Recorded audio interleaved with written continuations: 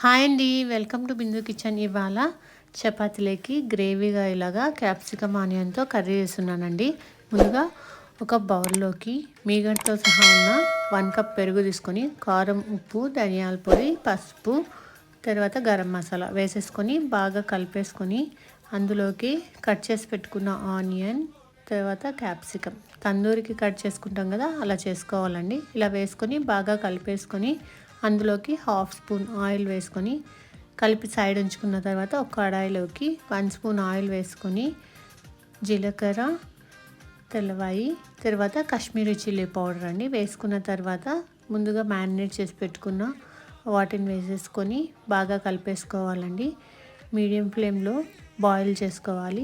ఇలా oil separate అయ్యి gravy చిక్కబడుతుంది కదా, అప్పుడు హాఫ్ స్పూన్ షుగర్ వేసేసుకొని ఇలాగ ఆయిల్ సపరేట్ అయిన తర్వాత స్టవ్ ఆఫ్ చేసుకొని సర్వ్ చేసేసుకోవడమే.